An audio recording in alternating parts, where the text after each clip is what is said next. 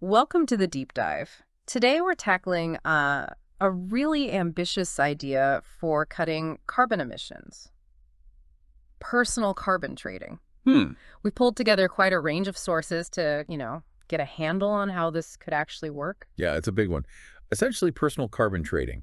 It means giving individuals a set allowance, like a budget, for carbon emissions, Okay. all tied to national carbon reduction targets. Yeah. So when you spend on things that produce carbon petrol, electricity, that sort of thing, you use up these credits. Right.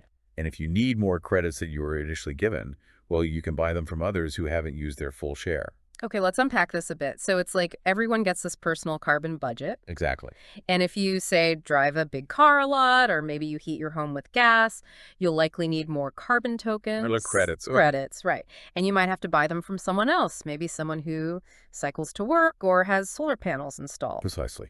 And the research we've looked at, it suggests this could have some, well, pretty significant upsides. Such as?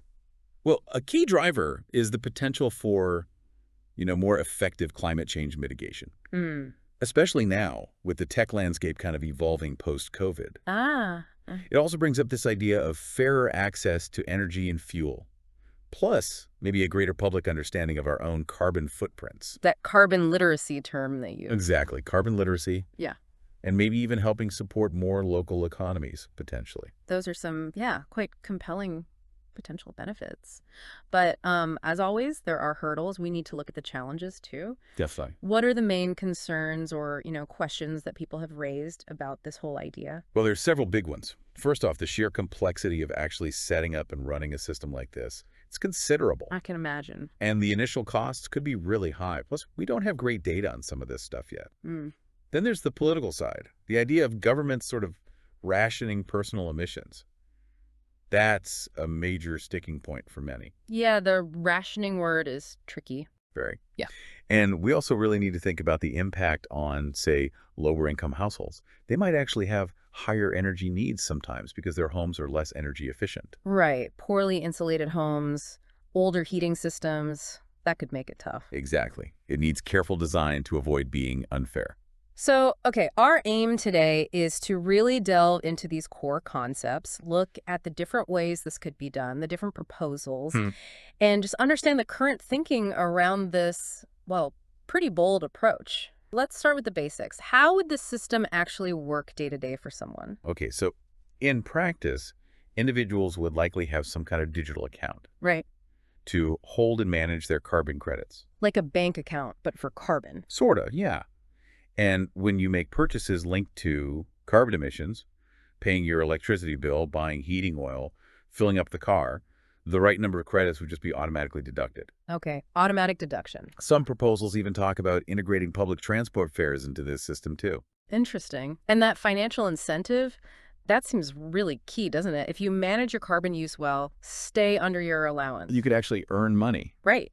By selling your leftover credits. That could be a powerful motivator for people to change habits. Potentially, yes. Mhm. A direct financial feedback loop. Now, you mentioned credits. The overview we saw talked about different types of existing carbon credits already out there. How do those fit in? Ah, good question. So there are established credits like EUAs and CERs used in big industry schemes like the EU emissions trading system. Right, the EU ETS. And then you have things like verified carbon credits from specific emission reduction projects. But it's important to see that personal carbon trading would likely mean creating a new type of credit. A different thing altogether. Yeah, specifically for individual consumption linked to those national carbon budgets, separate from the industrial ones. Okay, that clarifies that. Now, it's not just one single idea, is it? There are different flavors of this. No, definitely not. Our sources outline several proposals. Let's start with TQ's tradable energy quotas. That one seems to have been around for a while. It has, yeah. TQs were first proposed by David Fleming way back in 1996, originally called domestic tradable quotas, I think. Okay. The UK's Tyndall Centre has done a lot of research on TQs since about 2003, and the RSA had a project called Carbon Limited exploring it too. And what's the key feature of TQs compared to other ideas? Well, what's really notable about TQs is that they aim to be super comprehensive. It wouldn't just be individuals. Oh, No, it's designed to cover all sectors of society, industry, government, everyone within one single carbon trading system. Wow, okay. So industry is included directly in the same scheme as individuals. That's the idea, which proponents argue makes it more holistic. It could potentially get around that criticism you sometimes hear about individuals paying twice. Ah, the double payment thing, paying through personal credits and through higher prices because industry is also paying in their own scheme. Exactly. TQs try to integrate it all, which might avoid that issue. So, a very broad economy-wide approach then. And it seems it did get some attention, right? UK government, maybe the European Commission. It did. The UK government commissioned a feasibility study back in 2008. What did they find? Well, the study saw the potential, for getting individuals engaged in cutting carbon, Ugh. but they concluded it was basically ahead of its time Oh. and would involve really significant implementation costs. So the government decided not to push ahead with more research then, but said they'd keep an eye on it. But wasn't there another view, like, from Parliament? Yes, good point. An all-party parliamentary group report in 2011 took a more positive stance. They argued the benefits of TQs were actually greater than the government study suggested. Interesting contrast. And there was also a European Commission debate in 2018. Positive discussion, apparently, but again, it didn't really lead to any concrete action. Okay, so TQs are this big, all-encompassing model. What about personal carbon allowances, PCAs? That's another term that comes up a lot. Yes, PCAs. That's a central idea. In the work of Mayer Hillman and Tina Fawcett, they wrote a book called How We Can Save the Planet. Right. And research is ongoing at the Environmental Change Institute in Oxford. Now, sometimes PTAs is just used as a sort of catch-all term for any individual allowance system. Okay, like a generic term. Kind of. But the specific PCA proposals often focus more directly on managing and trading the carbon linked just to individual consumption, maybe less integrated with the industry than TQs. Got it. And there was another one mentioned, tradable personal pollution allowances from Dr. Kurt Barrett. Yeah, that's an interesting one. Dr. Barrett's proposal from 1995 was actually broader. Broader how? It envisioned a system that could potentially apply to any form of pollution, not just carbon dioxide. CO2 would just be one possible application. Ah, okay, so a much wider environmental scope, potentially. Potentially, yes. Yeah. And then separately, there's also something called end-user emissions trading. More preliminary, this one, looked at by Suryapratim Roy and Edwin Wordman. Their work seems to focus more on the legal and policy side of things, specifically for individuals, possibly thinking about it at an EU level. Right. So a whole spectrum of ideas, really, but all circling this core idea of individual carbon responsibility in trading. Pretty much, yeah.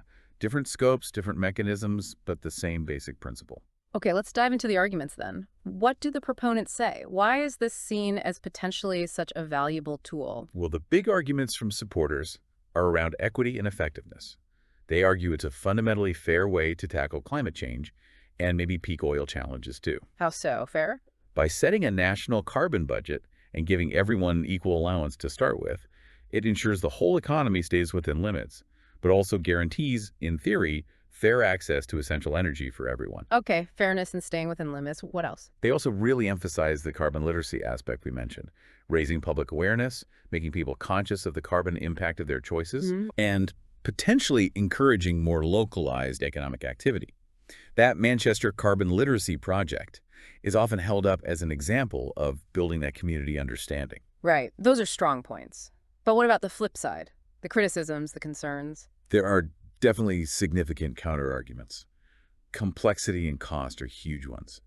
Setting up and running this kind of system would be complex, expensive. Especially with data gaps. Especially with data gaps, exactly. And then there's the political pushback. That idea of rationing energy use, as we said, is likely to face major opposition. Yeah. And that other key criticism, the potential for individuals to feel like they're paying twice. Right, paying through their personal allowance and through higher prices from industries already in schemes like the EU ETS. That feels like a really legitimate concern. It is. It would need very careful design to integrate different schemes or ensure fairness if they run in parallel. That's a big challenge. Okay. Let's switch gears slightly to the research side. That nature sustainability study from 2021 seems pretty key here. It does, yeah. It concluded that PCAs could be a valuable part of the climate mitigation toolkit. And they saw a window of opportunity. Kind of. They suggested the post-COVID recovery period, combined with advances in digital tech, might create a more favorable environment for trying something like this out. What kind of system did they envisage? They talked about systems with monetary credit feedbacks, So you see a direct financial benefit for cutting carbon Okay. and allowances that gradually decrease over time linked to the national emission targets. And technology is obviously crucial for making this feasible, isn't it? Absolutely essential. Things like machine learning, smart home devices, smart transport options. They can make tracking and managing individual carbon use much easier. Personalized apps, maybe. Yeah, personalized apps showing your usage, your remaining allowance, maybe facilitating trading. That's definitely part of the vision. But the researchers also flag potential problems, right? Oh, definitely. A whole list of them. Yeah. Data privacy is the big one, obviously. Eh, Then how do you accurately figure out the emissions for someone with complex activities, like someone working for a multinational company? What about carbon offsets? How accurate are these individual impact assessments anyway? Mm. Data management, international enforcement if this goes global, potential loopholes, getting major emitters worldwide on board, public acceptance, of course, And the impact on prices? and the impact on the availability and prices of goods and services. Yeah. Yeah, lots of interconnected issues to solve. Wow, quite the list. So where do things actually stand? Has anyone actually tried this? You mentioned Norfolk Island earlier. Yes, apparently Norfolk Island started a trial, presented as the world's first personal carbon trading program back in 2011.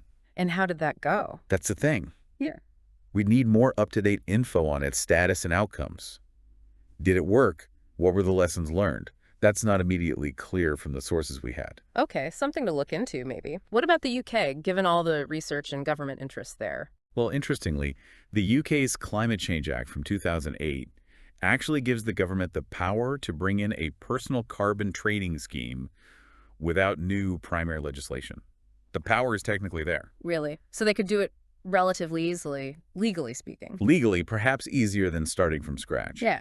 But as we said, that 2008 government study, DTFRA, basically put the brakes on, citing cost and it being premature. Right. Even though the Parliament's Environmental Audit Committee at the time seemed more keen. Exactly. The committee saw it as potentially essential and was critical of the government holding back. So different views even then.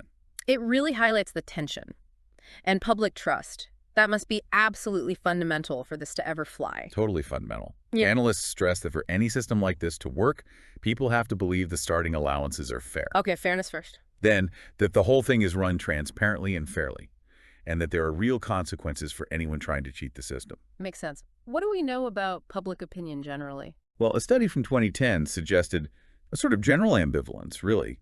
Not strong opposition, but not huge enthusiasm either, though moderate support was apparently the most common view. Lukewarm. But then, a small consumer trial in London in 2011 found that the participants actually got quite engaged and enthusiastic when they tried it out. Oh, interesting. So maybe hands-on experience makes a difference. It could do, yeah. Makes it less abstract, perhaps. And that 2011 parliamentary group report on TQs, that seemed to push the issue again. It did. It basically said, look, more research has been done since 2008. The benefits look bigger than we thought. The government should fund some pilot projects. But still no major government action followed. Not in terms of large-scale implementation, no. And we mentioned the European Commission debate in 2018, positive noises, but no policy changes resulted at the EU level either. It really feels like an idea that's been simmering for a long time but hasn't quite boiled over into reality yet. That's a good way to put it. Lots of research, lots of debate, some small trials, but big hurdles remain. Our sources also mention some related things, like carbon rationing action groups, CRAGs. Yes, CRAGs. These are basically voluntary groups, mostly UK and US based, I think. What do they do? Individuals get together and voluntarily agree on personal carbon caps for themselves, and they try to stick to them as a group. It's a kind of grassroots, community-led approach. Right, bottom-up action. And George Monbiot's ice caps idea. Yeah, in his book Heat, that's another proposal related to personal carbon allowances, part of a broader framework he outlines. Different variations on the theme. Okay.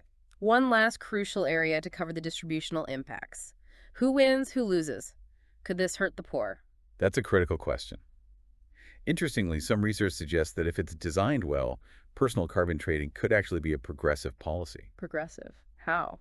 Well, generally speaking, wealthier people tend to have much larger carbon footprints, more travel, bigger houses, more consumption. So they would likely need to buy extra allowances. And who would they buy them from? Potentially from lower-income individuals who tend to use less energy and therefore have surplus allowances to sell. Ah, so it could result in a kind of wealth transfer from high emitters to low emitters. Potentially, yes. Huh. A redistribution from richer, higher energy users to poorer, lower energy users, which is often contrasted with a straight carbon tax. How so? A simple carbon tax, unless the revenue is specifically recycled back to help lower income groups, can hit them disproportionately hard because energy costs make up a bigger chunk of their budget. I see. So PCT could be fairer in theory than just taxing carbon across the board. In theory, yes. But the design details would be absolutely crucial to ensure that outcome. Okay. Well, we have certainly covered a huge amount of ground in this deep dive into personal carbon trading. We really have. We've looked at the basic idea how it might work. Yeah, the mechanics of accounts and The credits. different models proposed, like TQs and PCAs. The arguments for and against. Complexity, cost, fairness, literacy. The research findings, the tech developments, and where things stand with actual implementation or lack thereof. It's really clear that personal carbon trading is, well, it's a potentially transformative idea for emissions reduction. Hugely ambitious. But it also faces these really significant hurdles. Practical, political, ethical. Absolutely. And what's fascinating, I think, is trying to navigate that tension.